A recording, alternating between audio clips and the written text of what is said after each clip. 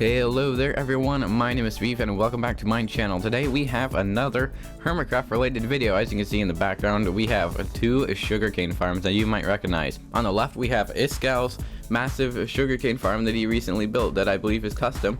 And then on the right we have a Tango Tek's custom sugarcane farm, which he also built somewhat recently, although not quite as recently as Iskall's design.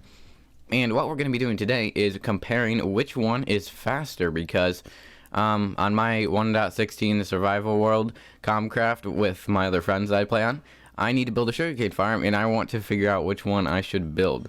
So let's just go over the basics of this, and I'm not going to be showing you how to build Tango Tek's sugarcane farm because he has a tutorial on it, which I'll link in the description down below, but I will show you how to build Iskall's sugarcane farm, and it is really quite simple.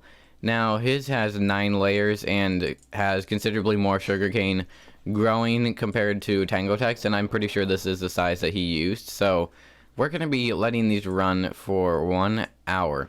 Actually, you know what, let's let these run while I'm making this tutorial, and at the end we'll see what sugarcane farm has more. So alright, so let's go ahead and I'll show you how to build Iskall's sugarcane farm, and I'm just going to do 1 layer of it because it's literally just the same exact layer stacked on top of each other.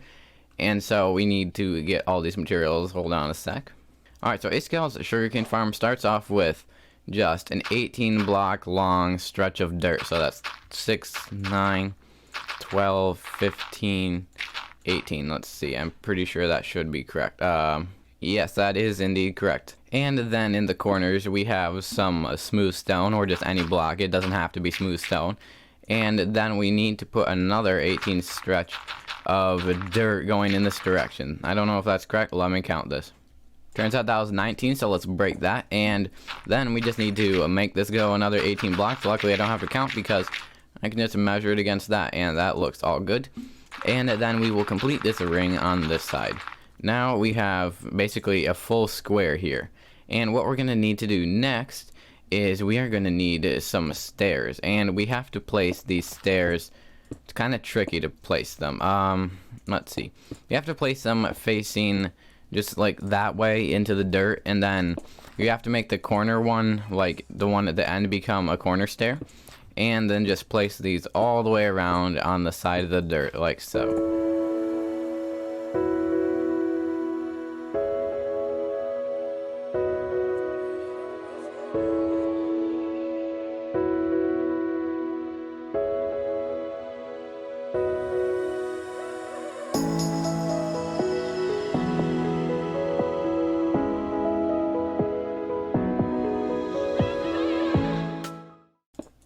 Alright, there we go. That is literally all of these stairs in place, and now we have to place water and waterlog every single one of these stairs all the way around so that the sugarcane can actually be planted on that dirt.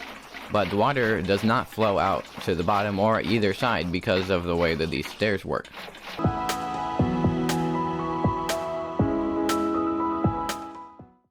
Alright, there we go. All these stairs are waterlogged, and now we need to put a row of furnaces on top of these stairs going all the way around each of the 4 sides.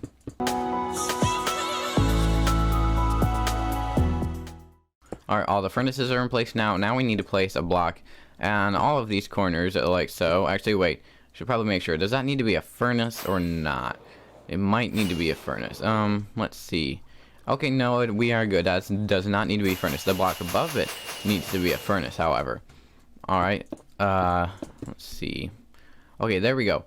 Now we can place in all of our slime. And so the way that this slime works is it goes on top of all the furnaces in an 8 block row. And then in the middle here we have 2 smooth stone and then another 8 blocks of slime on all 4 sides.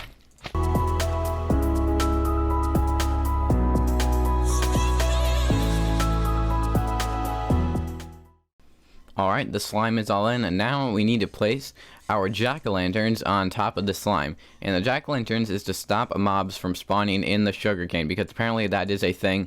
If you don't have it lit up, then mobs can spawn where the sugarcane is, even though the sugarcane also occupies that block. So actually, you know what, let's just go ahead and place in the sugarcane first, and then we can do those jack-o'-lanterns. Alright, now we actually need to put furnace here, a furnace here, and then 2 furnaces, or 1 on each of these corners. Now we can go ahead and place in all the jack-o'-lanterns that go around this farm.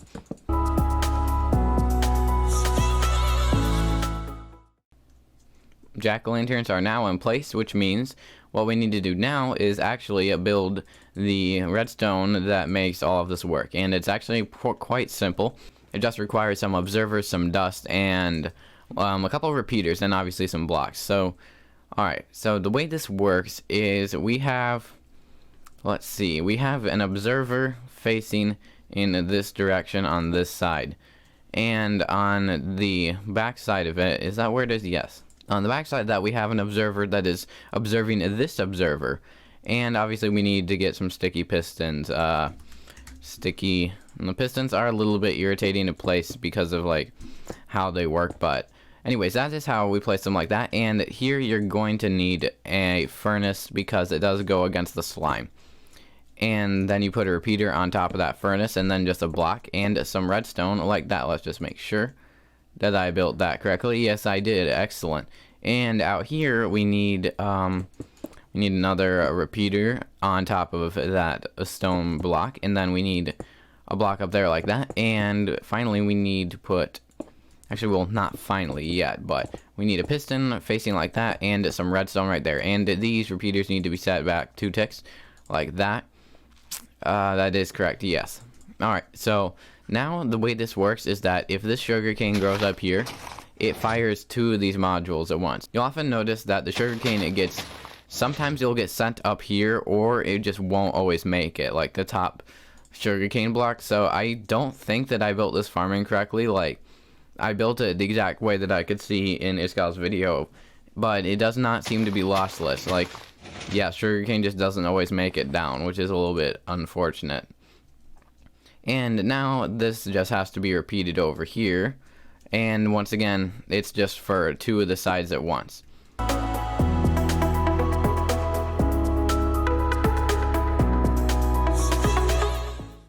Alright, this should all be in place now. If we put some sugarcane like that, you'll see that it does not fire that because apparently I built something incorrectly, which is probably, what did I do wrong? I did something wrong. Hang on a sec. Technical difficulties. Oh, that's right. I didn't put a furnace here. This block is not a furnace. Yeah, I was having issues with that when I first built the farm, and I was like, why is that not firing? And I was like, oh, needs to be immovable. Now, both of these fire. And the same goes for over here. You just have to build the exact same design, only over here. Let's see. That measures out that way. Then this goes into there.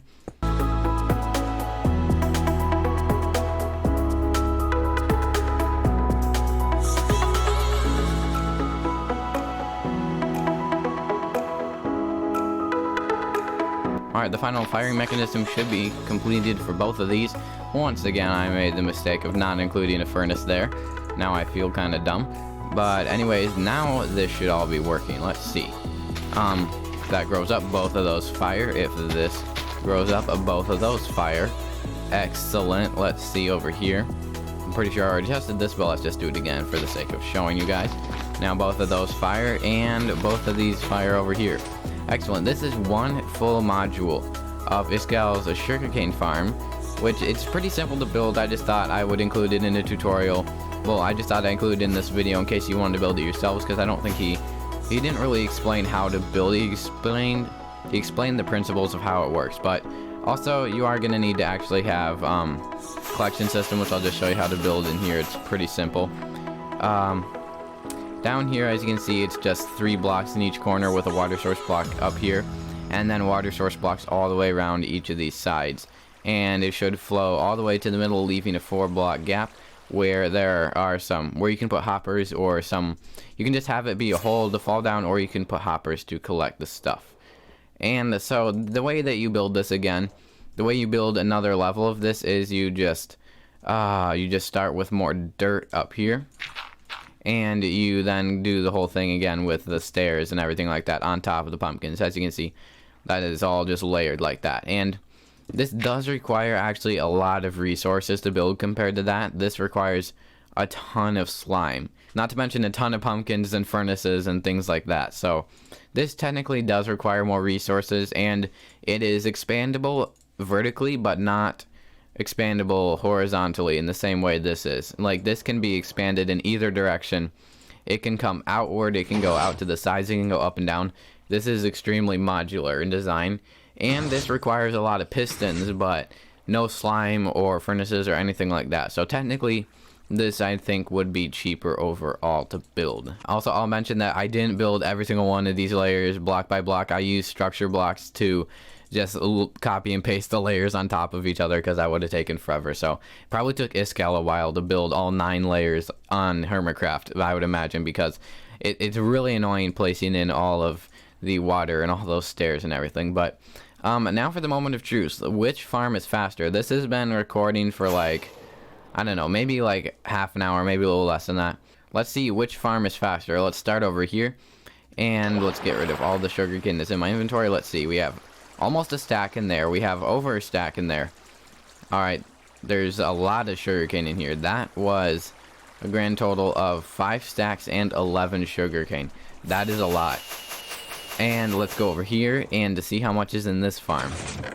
Ooh, there's not even a full 4 stacks. Now, and I kind of expected this because the sheer amount of sugarcane that is just in this farm. And I think my overall conclusion from this is that both farms are roughly equal in status, and the output really just depends on how many modules and layers you add to each farm. If you chose to add more to Tango Tek's farm, that would probably equal the other farm that Iskall did, or you could expand either one. And I think they're both good in their own right. They each take sort of unique amounts of resources, so I can't really say that one is better than the other. Tango's is lossless, but Iskall's does seem to have like more sugarcane per layer that you add. So I'd say they're both about the same, and they're both really good. But yeah, that is all for today's video. I hope that you found this video useful or informative when trying to figure out what 1.16 sugarcane farm you want to build, because no more 0 taking in 1.16. Kind of unfortunate, but probably for the best. Anyways, if you enjoyed this video, be sure to leave a like and subscribe with notifications on. At the time of this recording, we are 3 subscribers away. No, not 3, we're 2 subscribers from 100. So be sure to subscribe if you enjoy. We are so close to hitting that milestone. But I've been Steve, and I will see you in the next video. Bye!